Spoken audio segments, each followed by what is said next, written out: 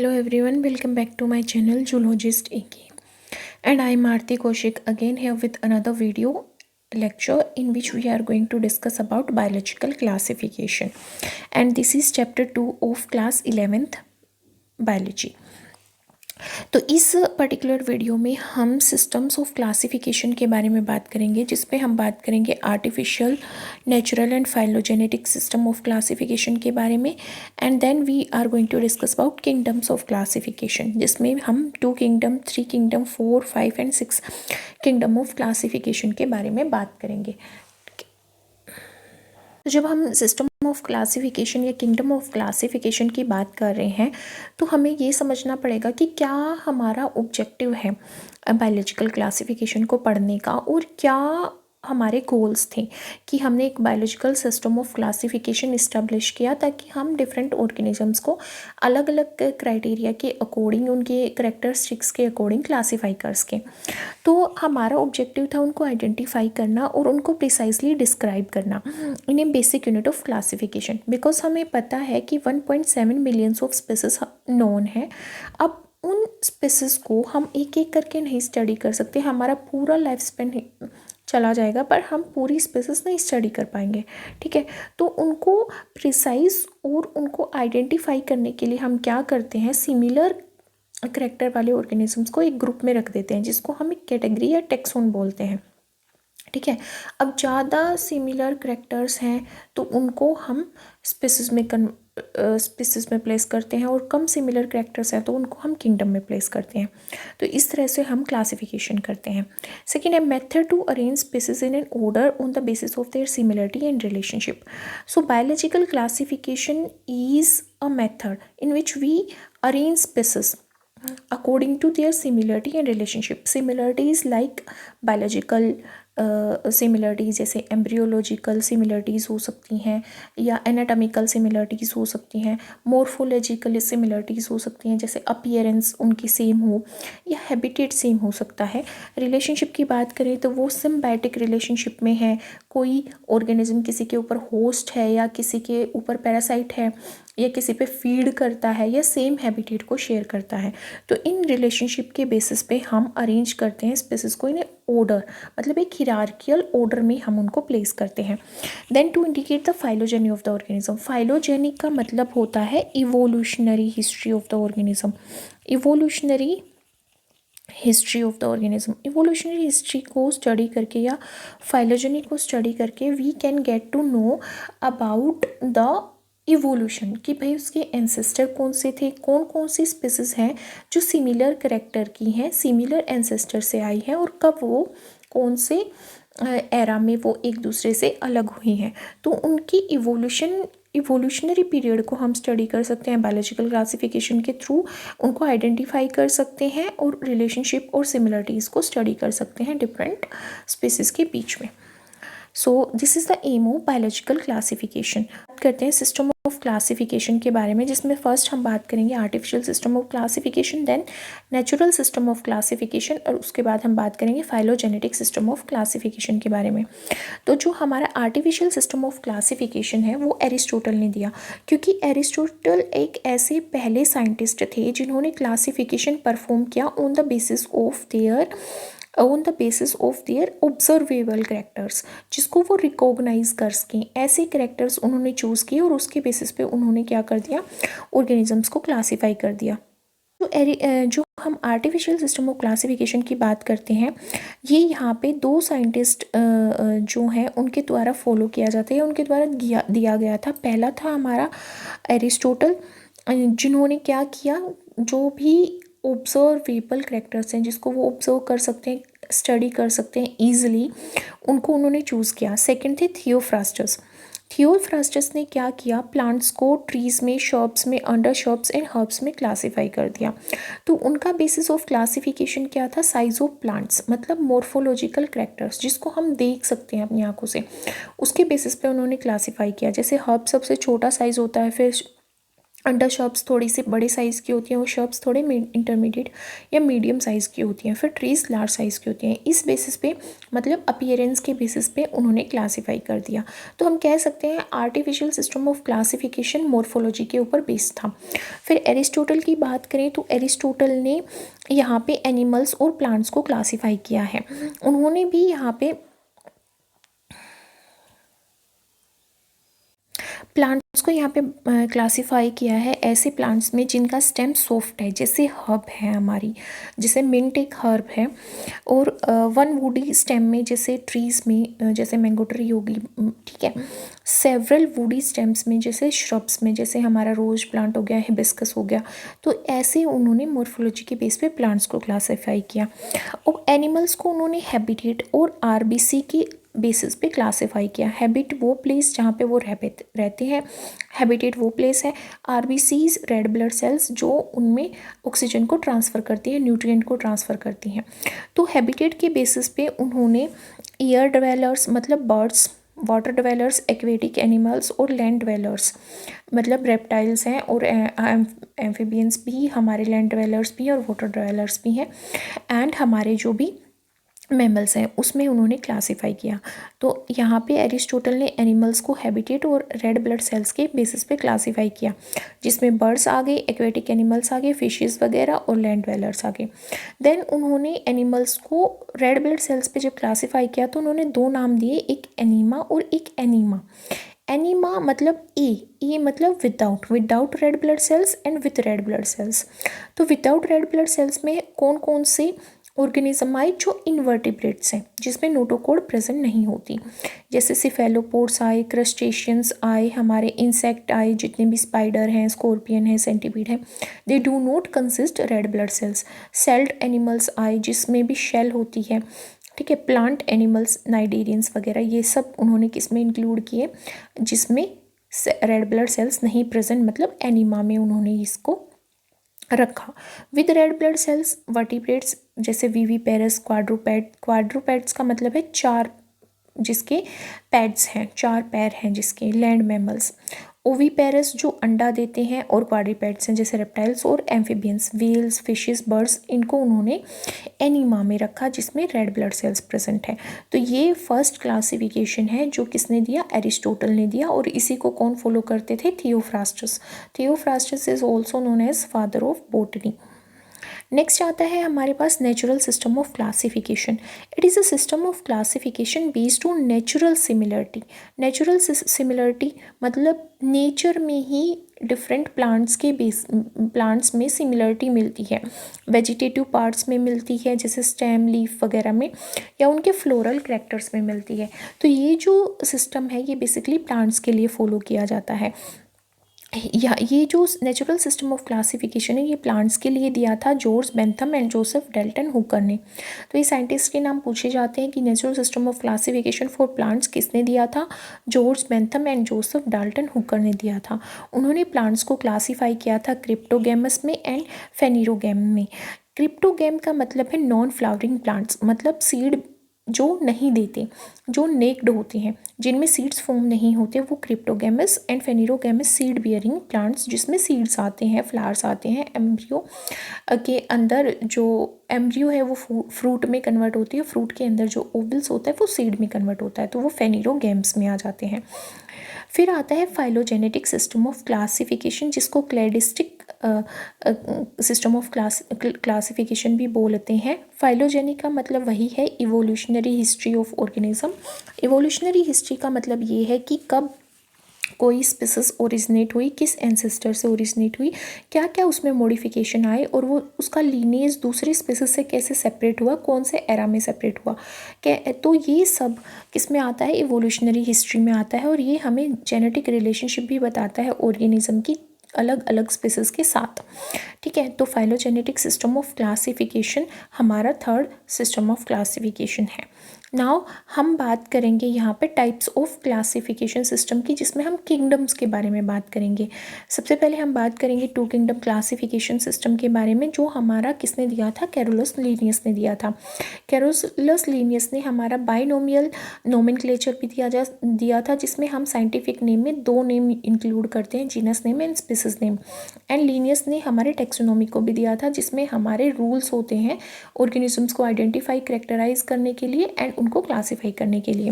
फिर 3 kingdom classification की बात करेंगे, जो अर्नेस्ट हैक्केल ने दिया। 4 किंगडम क्लासिफिकेशन किसने दिया, कोपलैंड ने दिया।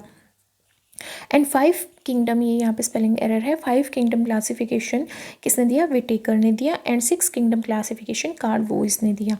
अब हम यहाँ पे बात करें, वोइस है ये यहाँ पे, और हम बात करें 5 किंगडम क्लासिफिकेशन की, तो ये ऐसा सिस्टम ऑफ या ऐसा किंगडम ऑफ क्लासिफिकेशन है जिसको हम एट प्रेजेंट फॉलो करते हैं। तो हम कौन सा सिस्टम ऑफ क्लासिफिकेशन फॉलो करते हैं, विटेकर वाला, मतलब 5 किंगडम सिस्टम ऑफ क्लासिफिकेशन हम यहाँ पे फॉलो करते हैं। तो वन बाय वन बात करते हैं। सबसे पहले हम बात करते हैं टू किंगडम क्लासिफिकेशन की। टू किंगडम का मतलब क्या है कि 2 किंगडम में क्लासीफाई करना लिविंग वर्ल्ड को। जितनी भी स्पीसीज हैं उनको बेसिकली सिर्फ 2 किंगडम, 2 ग्रुप में क्लासीफाई कर दिया। किसने, कैरोलस लीनियस ने। कब किया, 1758 में किया। उन्होंने 2 किंगडम बनाए, एक प्लांटाई जिसमें प्लांट से रिजेंबलिंग जो भी ऑर्गेनिज्म उनको लगे वो उन्होंने प्लेस किए, और एक बनाया किंगडम एनिमेलिया। तो उन्होंने किंगडम प्लांटाई में ऐसे ऑर्गेनिजम्स रखे जिसमें सेल वॉल प्रेजेंट है, जो लोकोमोशन नहीं शो करते, जिनमें मोड ऑफ न्यूट्रिशन नहीं पाया जाता, मतलब जो खाना नहीं खाते हैं, और जो एक्सटर्नल स्टिमुलाई के अगेंस्ट भी रिस्पॉन्स शो नहीं करते, उनका ऐसा मानना था। बट जितने भी लिविंग ऑर्गेनिज्म होते हैं वो सभी कॉन्शियस होते हैं, वो सभी सेंसिटिविटी शो करते हैं, और वो सभी एक्सटर्नल स्टिमुलाई के अगेंस्ट रिस्पॉन्स शो करते हैं। एंड कॉन्ट्रैक्टाइल सिस्टम इनमें एब्सेंट होता है। कुछ डायटम्स, यूग्लिना एंड क्लाइमेडोमोनास के अंदर हमारा कॉन्ट्रैक्टाइल सिस्टम पाया जाता है। अब बात करें एनिमल किंगडम की, तो एनिमल्स में उन्होंने ऐसे ऑर्गेनिजम्स को रखा जिसमें सेल वॉल एब्सेंट थी, जिसमें लोकोमोशन प्रेजेंट था, जो ईटिंग करते थे, मतलब फूड का इंटेक करते थे, जिसमें एक्सटर्नल स्टिमुलाई के अगेंस्ट रिस्पॉन्स भी शो होता था, और जिसमें कॉन्ट्रैक्टाइल सिस्टम भी प्रेजेंट था। तो अब हम यहाँ पे बात करें टाइप ऑफ क्लासिफिकेशन सिस्टम की, टू किंगडम क्लासिफिकेशन की, जो लीनियस ने दिया। तो उन्होंने एनिमेलिया के अंदर प्रोटोजोआ और एनिमल्स को रखा। प्रोटोजोआ जैसे कि अमीबा आती है प्रोटोजोआ के अंदर, जो आपने लोअर क्लासेस में भी स्टडी की होगी। अदरवाइज हम प्रोटोजोआ किंगडम को अपनी अपकमिंग वीडियोस में क्लासिफाई करेंगे। अब हम देखते हैं कि जो किंगडम प्लांटाई है उसमें उन्होंने जो कैरोलस लीनियस थे उन्होंने एल्गी को रखा, बैक्टीरिया को रखा, फंजाई को रखा और प्लांट्स को रखा। इन सभी को उन्होंने किस में रख दिया, किंगडम प्लांटाई में रख दिया। अब उनका क्राइटेरिया क्या था क्लासिफिकेशन का, बेसिक क्राइटेरिया, जो मेन क्राइटेरिया था वो था presence of cell wall. Other criteria हमने देख लिए हैं कि locomotion, mode of nutrition, response to stimuli and contractile vacuoles, ये सब की प्रेजेंस उनका बेसिस था क्लासिफिकेशन का। मतलब इनके बेसिस पे उन्होंने एनिमल किंगडम और प्लांट किंगडम में लिविंग वर्ल्ड को क्लासीफाई किया था। बट मेन चीज़ यहाँ पे क्या थी, सेल वॉल की प्रेजेंस, क्योंकि एनिमल्स में सेल वॉल एब्सेंट थी और प्लांट किंगडम में उन्होंने जितने भी ऑर्गेनिज्म रखे थे उन सब में सेल वॉल प्रेजेंट थी। अब ड्रॉबैक्स की बात करते हैं कि अगर two kingdom classification cell wall के प्रेजेंस पे दिया गया था या इन कैरेक्टर्स के बेसिस पे दिया गया था, तो इसके क्या ड्रॉबैक्स रहे, जिसके बाद 3 किंगडम क्लासिफिकेशन सिस्टम दिया गया। जो हमारा 3 किंगडम क्लासिफिकेशन सिस्टम था उसने डिस्टिंग्यूश नहीं किया प्रोकैरियोट्स एंड यूकैरियोट्स के बीच में, यूनिसेलर एंड मल्टीसेलर ऑर्गेनिजम्स के बीच में। कैसे प्रोकैरियोट्स एंड यूकैरियोट्स के बीच में उन्होंने क्लासीफाई नहीं किया, जैसे हम देखें तो प्लांट किंगडम के अंदर उन्होंने बैक्टीरिया को भी रखा, उन्होंने एल्गी को भी रखा, फंगस को भी रखा एंड उन्होंने प्लांट्स को भी रखा।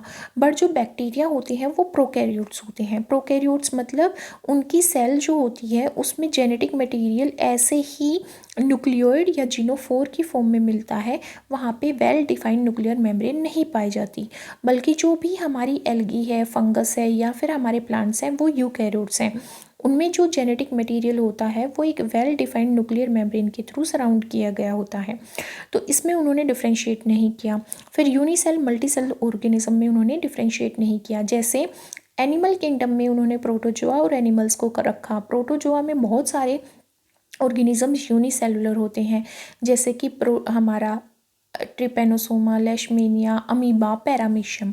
इसी तरह प्लांट किंगडम में बैक्टीरिया यूनिसेलुलर था, जो उन्होंने algae multicellular organism and fungi भी मल्टीसेलुलर होती है और प्लांट भी मल्टीसेलुलर होते हैं, उनके साथ उन्होंने प्लेस किया। Photosynthetic and non photosynthetic organism में उन्होंने डिफ्रेंशिएट नहीं किया। जैसे प्लांट किंगडम में उन्होंने यहाँ पे फंगस को भी रखा है, जबकि फंगस नॉन फोटोसिंथेटिक होती है, वो हेटेरोट्रोपिक होती है, वो डेड और डिकिंग मैटर पे फीड करती है। और जबकि एल्गी होते हैं या प्लांट्स होते हैं वो अपना फूड खुद प्रिपेयर कर पाते हैं, और कुछ बैक्टीरिया भी केमिकल्स की हेल्प से अपना फूड खुद प्रिपेयर कर पाते हैं। तो उन्होंने photosynthetic and non photosynthetic organisms को डिफ्रेंशिएट नहीं किया। ये उनका मेजर ड्रॉबैक था। नेक्स्ट पॉइंट है did not distinguish between heterotrophic fungi and the autotrophic green plants. तो ये हमने पढ़ लिया कि भाई फंगस जो है वो दूसरों पे फीड करती है, एंड ऑटोट्रोपिक ग्रीन प्लांट्स को उन्होंने किंगडम प्लांटाई में रखा, जो उनका एक ड्रॉबैक था। डूल ऑर्गेनिज्म, फॉर एग्जांपल डूल ऑर्गेनिज्म का मतलब है जैसे युग्लिना। युग्लिना प्लांट लाइक कैरेक्टर्स भी शो करती है और एनिमल लाइक कैरेक्टर्स भी शो करती है। एंड लाइकिन्स में क्या होती हैं, एल्गी और फंगस दोनों ही सिम्बायोटिक रिलेशनशिप में मिलते हैं। तो ऐसे ऑर्गेनिजम्स को हम ड्यूल ऑर्गेनिज्म बोलते हैं, क्योंकि ये दोनों के कैरेक्टर शो करते हैं, प्लांट्स के भी एनिमल्स के भी। इनके लिए भी उन्होंने कोई सेपरेट ग्रुप नहीं रखा। ये उसका एक मेन ड्रॉबैक था। फिर इसमें जो भी लाइकिन और युग्लिना थे वो किसी भी किंगडम में नहीं आते थे। जैसे स्लाइम मोल्ड एक टाइप की फंजाई है, इसको ना ही फंजाई में रखा गया, ना ही इसको प्लांट्स में रखा गया। तो स्लाइम मोल्ड के लिए भी यहाँ पे डाउट आ जाता है कि वो प्लांट्स में इंक्लूड की जाए या एनिमल्स में इंक्लूड की जाए। तो ये इसका मेजर ड्रॉबैक था। It did not mention some acellular, यहाँ पे ए आएगा, acellular organisms. Acellular organisms जिनकी सेल नहीं होती, जिसमें ऑर्गेनेलीज नहीं होती, जो अपना रिप्रोडक्शन खुद नहीं कर सकते। जैसे वायरसेस जब लिविंग सिस्टम से बाहर होते हैं तो वो डेड होते हैं, पर जैसे ही वो लिविंग सिस्टम में एंटर करते हैं वो लिविंग ऑर्गेनिज्म के डीएनए के साथ इंटीग्रेट करके अपना रेप्लिकेशन परफॉर्म करते हैं। तो वायरसेस को हम ए सेलुलर ऑर्गेनिजम्स बोलते हैं। और वायरसेस एंड जो वायरोइड होते हैं ये दोनों ही ए सेलुलर ऑर्गेनिज्म है और बहुत सारी डिजीज कोज करते हैं।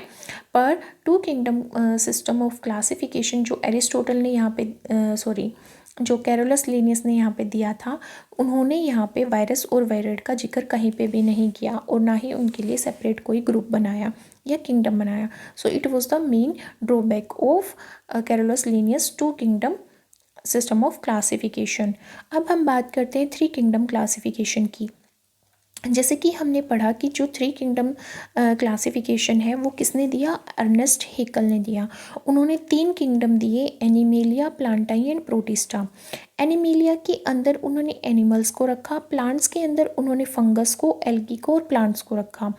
प्रोटिस्टा के अंदर उन्होंने बैक्टीरिया, यूग्लिना एंड प्रोटोजोआ को रखा। अब यहाँ पे आप इसी चीज़ को देख के बता सकते हैं कि इसके ड्रॉबैक्स क्या होंगे। कैसे, अब देखो प्लांट जो होते हैं वो फोटोसिंथेटिक होते हैं, मतलब वो अपना फूड खुद से प्रिपेयर कर पाते हैं। दूसरी बात कि प्लांट्स के अंदर सेल वॉल प्रेजेंट होती है, ठीक है। तीसरी बात कि प्लांट्स लोकोमोशन शो नहीं करते, ठीक है। अब यहाँ पे हम देखें तो फंजाई जो होती है, एल्गी होती है, प्लांट्स होते हैं, तीनों के अंदर सेल वॉल पाई जाती है, ठीक है। तो हम तीनों को साथ में रख सकते हैं, तीनों के अंदर लोकोमोशन नहीं होती, ठीक है। तो हम बोल सकते हैं कि तीनों को हम साथ में रख सकते हैं। बट अगर हम मोड ऑफ न्यूट्रिशन की बात करें तो एल्गी भी फोटोसिंथेटिक है और प्लांट भी फोटोसिंथेटिक है। बट जो फंगस है वो हेट्रोट्रोपिक है, वो एक सेप्रोट्रोपिक भी है, हेट्रोट्रोपिक भी है। वो डेड और डिकेइंग मैटर पे भी फीड करती है और बेसिकली वो दूसरे ऑर्गेनिज्म से अपना फूड प्रिपेयर करती है। तो यहाँ पे इस ग्रुप के अंदर फंगस अलग हो जाती है प्लांट्स और एल्गी से। बट फिर भी यहाँ पे अर्नेस्ट हेकल ने फंजाई को किस में रखा है, प्लांट किंगडम में। अब प्रोटिस्टा की बात करें तो प्रोटिस्टा एक यूकैरियोट है, यूकैरियोट जिसमें हमारा वेल डिफाइंड न्यूक्लियर मेम्ब्रेन होती है, जिसके अंदर हम जेनेटिक मटेरियल को प्लेस करते हैं।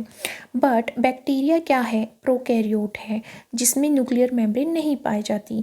तो यूग्लिना एंड प्रोटोजोआ जो हैं वो सिमिलर करैक्टर शो करते हैं, बट बैक्टीरिया अलग करैक्टर शो करता है क्योंकि ये एक प्रोकैरियोट है। तो ये इसका एक ड्रॉबैक हो सकता है। अब हम देखें डीमेरिट्स को या ड्रॉबैक्स को।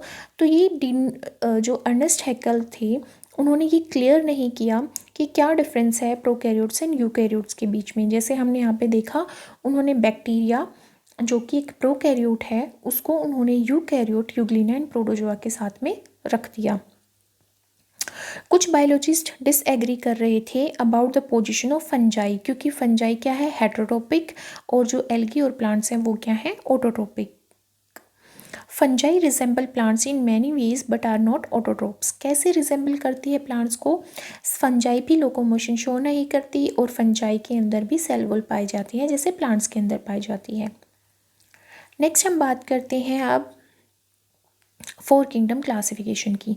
जैसे कि हमने पढ़ा कि 4 किंगडम क्लासिफिकेशन सिस्टम किसने दिया, कोपलैंड ने दिया। अब कोपलैंड ने क्या किया, एक और किंगडम ऐड कर दिया, मोनेरा। पहले हमारे पास 3 किंगडम हो गए थे, प्लांटाई एंड एनिमेलिया किसने दिया, कैरोलस लिनियस ने। उसमें तीसरा किंगडम ऐड किया अर्नेस्ट हैकेल ने, जो कि प्रोटिस्टा था। अब हमारा जो कोपलैंड है उन्होंने 4 किंगडम क्लासिफिकेशन सिस्टम बना दिया by adding another kingdom that is Monera.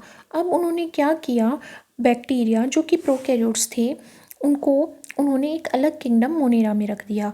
But plant के अंदर अभी भी फंजाई है, एल्गी है और प्लांट्स हैं, और एनिमेलिया के अंदर सिर्फ एनिमल्स हैं, एंड प्रोटिस्टा के अंदर यूग्लिना एंड प्रोटोजोआ हैं। उन्होंने जो मोनेरा किंगडम बनाया उसमें उन्होंने यू बैक्टीरिया जो कि ट्रू बैक्टीरिया होते हैं एंड साइनो बैक्टीरिया जो कि ओल्ड फॉर्म होती है नाइट्रोजन फिक्सिंग जो बैक्टीरिया होते हैं साइनो बैक्टीरिया, उनको उन्होंने एक साथ मोनेरा में रखा। तो अगेन अगर हम इस चार्ट को ही देख के बता सकते हैं कि क्या इसके ड्रॉबैक होंगे। अगेन वही ड्रॉबैक होगा कि फंगस हेटेरोट्रोपिक है बट वो ऑटोट्रोपिक ऑर्गेनिजम्स के साथ रखी गई है। ठीक है, यही इसका क्या है, एक मेन ड्रॉबैक है। नेक्स्ट हम बात करते हैं 5 किंगडम क्लासिफिकेशन की, जो कि एक एडवांस सिस्टम ऑफ क्लासिफिकेशन भी है और इसी को आज हम फॉलो करते हैं। तो 5 kingdom classification system R.H. Whittaker ने दिया। अब जब R.H. विटेकर क्लासीफाई कर रहे थे लिविंग वर्ल्ड को 5 किंगडम में, तो उन्होंने कुछ बेसिक क्राइटेरिया को चूज़ किया लिविंग वर्ल्ड को या लिविंग ऑर्गेनिजम्स को डिफरेंट किंगडम में क्लासीफाई करने के लिए। पहला उनका बेसिस क्या था, complexity of cell structure.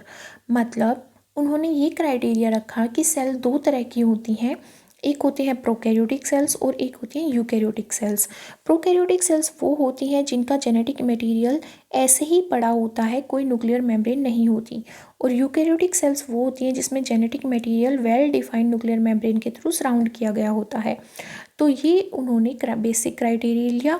Second उन्होंने लिया कॉम्प्लेक्सिटी ऑफ बॉडी ऑर्गेनाइजेशन। कुछ सेल्स ऐसी होती हैं या कुछ ऑर्गेनिज्म होते हैं यूनिसेलुलर, मतलब एक सिंगल सेल होते हैं, और कुछ ऑर्गेनिज्म होते हैं मल्टी सेलुलर जिसमें बहुत सारी सेल्स होती हैं। फिर तीसरा क्राइटेरिया उन्होंने लिया मोड ऑफ न्यूट्रिशन, जिसमें उन्होंने ऑटोट्रोपिक एंड हेटेरोट्रोपिक ऑर्गेनिजम्स को रखा। ऑटोट्रोपिक में जो अपना फूड खुद से प्रिपेयर कर पाते हैं जैसे एल्गी, कुछ बैक्टीरिया एंड प्लांट्स। हेटेरोट्रोपिक जो जैसे फंगस हो गई हमारी, और जैसे हमारी ईस्ट हो गई, जैसे हमारे प्रोटोजोआ हो गई एंड एनिमल्स हो गई, ये सब अपना फूड दूसरे ऑर्गेनिज्म से लेते हैं, तो ये हेटेरोट्रोपिक हो गई।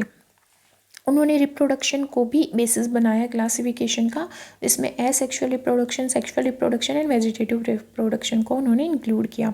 फिर उन्होंने फाइलोजेनेटिक रिलेशनशिप को भी यहाँ पे बेसिस बनाया, जो कि इवोल्यूशनरी रिलेशनशिप है कि इवोल्यूशन के थ्रू कैसे ऑर्गेनिज्म एक दूसरे के साथ रिलेटेड है।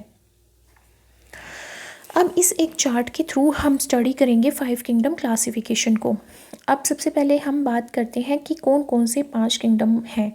हमने देखा कि जो प्लांटाई और एनिमेलिया हैं ये 2 किंगडम क्लासिफिकेशन सिस्टम में किसने दिए, कैरोलस लिनियस ने। फिर इसमें प्रोटिस्टा अर्नेस्ट हैकेल ने जोड़ा। फिर कोपलैंड ने क्या जोड़ा, मोनेरा। फिर आया हमारा विटेकर ने क्या किया, फंगस को या फंजाई को भी एक किंगडम बना दिया। ठीक है। अब हम देखते हैं उनके बेसिस ऑफ क्राइटेरिया के अकॉर्डिंग उन्होंने कैसे ऑर्गेनिजम्स को अलग अलग किंगडम में क्लासीफाई किया। पहले बात करते हैं सेल टाइप की। तो सेल या तो यूनिसेलुलर हो सकती है या मल्टी सेलुलर हो सकती है, या फिर सेल प्रोकैरियोटिक हो सकती है या यूकैरियोटिक हो सकती है। ठीक है। तो हमें पता है सिर्फ मोनेरा में क्या आते हैं, बैक्टीरिया। सिर्फ बैक्टीरिया ऐसे होते हैं जो प्रोकैरियोट होते हैं। उसके अलावा चारों kingdom, protista, fungi, plant and animalia, चारों के चारों किंगडम हमारे यूकैरियोटिक होते हैं, क्योंकि इन चारों के चारों में वेल डिफाइंड न्यूक्लियस मिलता है और न्यूक्लियर मेम्ब्रेन पाई जाती है। न्यूक्लियस की बात करें तो सिर्फ न्यूक्लियस किस में एब्सेंट होगा, मोनेरा के अंदर, जो कि एक डिफाइनिंग करेक्टर है प्रोकैरियोटिक सेल का, और मोनेरा के अंदर सारे प्रोकैरियोट्स आते हैं।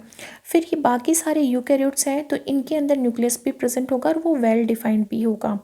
अब बात करते हैं बॉडी ऑर्गेनाइजेशन की, कि बॉडी ऑर्गेनाइजेशन का मतलब होता है कि जो हमारी लिविंग वर्ल्ड है उसमें बेसिक यूनिट क्या होती है, सेल। अब सेल मिलके टिश्यूज़ बनाती है, टिश्यू मिलके ऑर्गन बनाते हैं, एंड ऑर्गन मिलकर ऑर्गन सिस्टम बनाते हैं। तो यहाँ पे हमारा बेसिस, अगर बॉडी ऑर्गेनाइजेशन की बात करें तो हम सेल के बेसिस पे कर सकते हैं cellular, tissue level of organisation या organ system level of organisation ऐसे बोला जाता है, कि किसमें किस ऑर्गेनिज्म में क्या मिलता है उसके बेसिस पे ये ऑर्गेनाइजेशन होती हैं। तो जैसे हमने देखा कि मोनेरा के अंदर बैक्टीरिया आते हैं, तो बैक्टीरिया एक सिंगल सेल्ड ऑर्गेनिज्म है, इसलिए यहाँ पे सेलुलर लेवल ऑफ ऑर्गेनाइजेशन पाई जाएगी। प्रोटिस्टा में हमने देखा इसमें भी सिंगल सेल ऑर्गेनिज्म आते हैं जैसे अमीबा और पैरामीशियम, तो यहाँ पे भी सेलुलर लेवल ऑफ ऑर्गेनाइजेशन पाई जाएगी। फंजाई में भी सिर्फ सेल्स मिलती हैं बट बहुत सारी सेल्स मिलती हैं, इसलिए मल्टी सेलुलर ऑर्गेनिज्म होगा ये, और लूज टिश्यूज़ फॉर्म होंगे। प्लांट में देखें तो टिश्यू भी होते हैं, ऑर्गन्स भी होते हैं, तो tissue level and organ system level of organization. Animals advance हो जाते हैं जिसमें सेल, टिश्यू, ऑर्गन सिस्टम सभी मिलते हैं। नेक्स्ट है mode of nutrition. Mode of nutrition का मतलब होता है कि कोई प्लांट अपना फूड कैसे ऑब्टेन करता है। जैसे मोनेरा जो होते हैं उसमें बैक्टीरिया आते हैं, कुछ कीमोसिंथेटिक बैक्टीरिया होते हैं। कीमोसिंथेटिक का मतलब होता है कि वो केमिकल से अपना फूड बनाने की कैपेबिलिटी रखते हैं। तो कुछ ऑटोट्रोपिक है, कुछ हेटरोट्रोपिक है।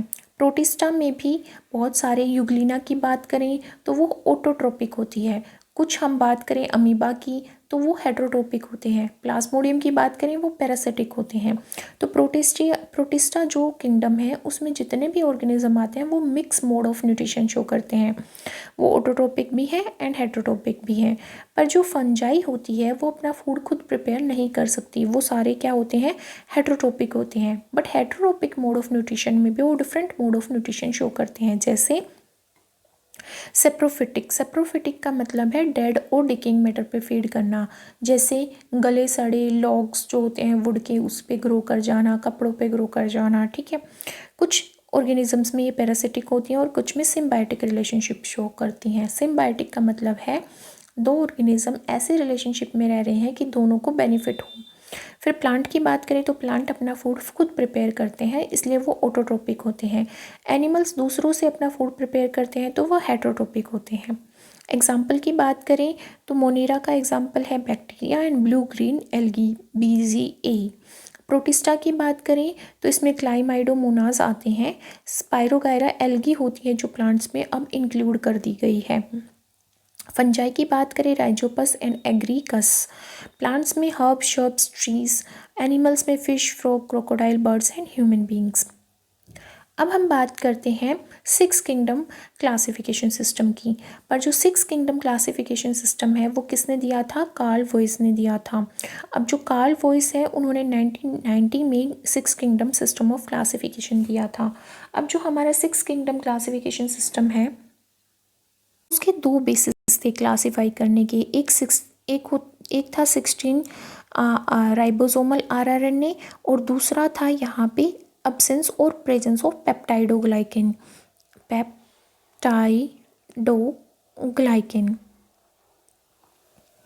हमें पता है कि RH विटेकर ने 1969 में मोड ऑफ न्यूट्रिशन के बेसिस पे 5 किंगडम सिस्टम ऑफ क्लासिफिकेशन दिया था, जिसमें मोनेरा, प्रोटिस्टा, फंजाई, प्लांट और एनिमेलिया था। बट कार्ल वोइस ने मोनेरा को पेप्टाइडोग्लाइकन की बेसिस पे दो में क्लासिफाई कर दिया, archaebacteria and eubacteria में। पेप्टाइडोग्लाइकन क्या है? पेप्टाइडोग्लाइकन का मतलब है, peptide means protein chain and glycans mean amino sugar. तो ये जो अमाइनो शुगर है जो पेप्टाइड चेन से लिंक्ड है, ये सेल वॉल बनाती है बैक्टीरिया की। तो यहाँ पे दो तरह के बैक्टीरिया मिलते हैं, एक यू बैक्टीरिया जिसमें पेप्टाइडोग्लाइकन पाई जाती है उनकी सेल वॉल में, एक होता है आर्की बैक्टीरिया जिसमें पेप्टाइडोग्लाइकन नहीं पाई जाती। तो कार्ल वोइस ने एक तो 16S आरआरएनए को चूज़ किया और एक पेप्टाइडोग्लाइकन को चूज़ किया, जिसके बेसिस पे उन्होंने मोनेरा को archaebacteria and eubacteria में क्लासिफाई कर दिया। And then Protista, fungi, plant, Animalia पहले से एग्जिस्ट कर रहे थे। इस तरह से 6 किंगडम क्लासिफिकेशन सिस्टम हो गया, जिसको फर्दर 3 डोमेन्स ऑफ लाइफ में क्लासीफाई किया गया, Archie bacteria, archaea bacteria and Eukarya. तो यहाँ पे जो भी बैक्टीरिया थे उसमें उन्होंने ग्रीन नॉन सल्फर बैक्टीरिया को, gram positive, gram negative, purple bacteria, cyanobacteria को इंक्लूड किया। इसी तरह आर्किया में उन्होंने methanobacterium, methanococcus, thermococcus, thermoproteus and haloarchaea को रखा। इसी तरह उन्होंने यूकेरिया में रखा एनिमल्स को, सीलिएट्स को, जैसे हमारा पैरामीशियम है, ग्रीन प्लांट्स को, फंजाई को, फ्लेजिलेट्स को जैसे यूग्लिना, ट्राइपेनोसोमा एंड माइक्रोस्पोरिडिया, इन सबको उन्होंने यूकेरिया के अंदर रखा। तो इस तरह से इन 6 किंगडम्स को 3 डोमेन में क्लासिफाई कर दिया गया। अब इनकी कैरेक्टरिस्टिक्स को स्टडी करते हैं। दो हमारे पास मेजर डिवीजन होते हैं, प्रोकैरियोटिक एंड यूकैरियोट्स। प्रोकैरियोट्स में हमारे आर्किया एंड बैक्टीरिया आ गए, ठीक है। तो आर्किया यूनिसेलुलर है, बैक्टीरिया भी यूनिसेलुलर है। दोनों में माइटोकॉन्ड्रिया नहीं पाया जाता क्योंकि प्रोकैरियोट्स के अंदर कोई भी सेल ऑर्गेनेली नहीं मिलता और माइटोकॉन्ड्रिया एक सेल ऑर्गेनेली होता है। सेल वॉल दोनों में प्रेजेंट होती है, बट आर्किया के अंदर हमारा पेप्टाइडोग्लाइकन नहीं पाया जाता और बैक्टीरिया के अंदर पेप्टाइडोग्लाइकन मिलता है। न्यूट्रिशन ये एब्जॉर्व करते हैं, फोटोसिंथेटिक एंड केमोसिंथेटिक दोनों होते हैं आर्किया, और सिमिलरली बैक्टीरिया होते हैं। नर्वस सिस्टम दोनों के अंदर ही नहीं पाया जाता क्योंकि यहाँ पे सेलुलर लेवल ऑफ ऑर्गेनाइजेशन पाई जाती है, क्योंकि आर्किया एंड बैक्टीरिया दोनों ही सिंगल सेल ऑर्गेनिज्म होते हैं। मोटिलिटी दोनों में ही प्रेजेंट होती है। मोटिलिटी यहाँ पे सिर्फ फंगस के अंदर नहीं होती एंड हमारी फंजाई के अंदर नहीं होती, अदरवाइज जो प्रोटिस्टा एनिमल हैं दोनों ही मोटिलिटी शो करते हैं, दोनों ही मूवमेंट शो करते हैं।